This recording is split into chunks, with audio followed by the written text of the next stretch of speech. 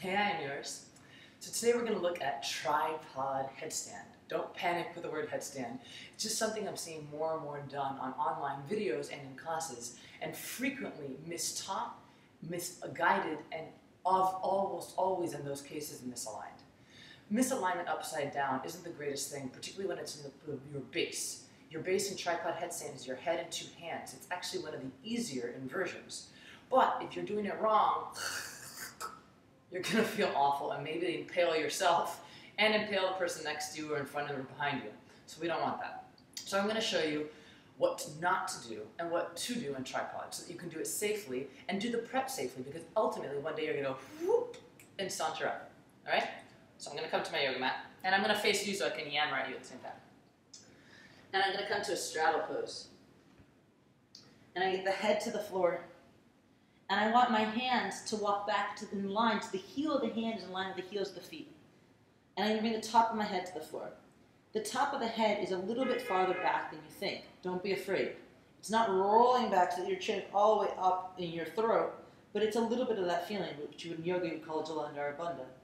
Now the most common error I see in tripod headstand prep is the hands are too wide, or they're too wide and their elbows are like, where the hands are like not firmly pressing down. So you have to press your hands on the floor. And you want to create chaturanga arms. So you have a 90-degree angle between your forearm and your bicep, depending on how the angle you're looking at it. So you want one line between your shoulder and your elbow. And you're going to be pressing down just like you were coming from chaturanga to plank. So you press the top of the head down, you have your elbows going in like you're squeezing a beach ball. And then slowly press down on your hands so much that your feet have no other option but to come up. Then you bring the feet to touch and the feet flexed. So notice how my elbows are pointing straight back at you, hopefully, if the mat is working properly. And they're not flailing out to the side like that. You want them in, feet pointed or flexed, depending on what you're doing. Make sure that you're pressing down on all the knuckles of your hands, especially the thumb and the index finger. And you're going to breathe.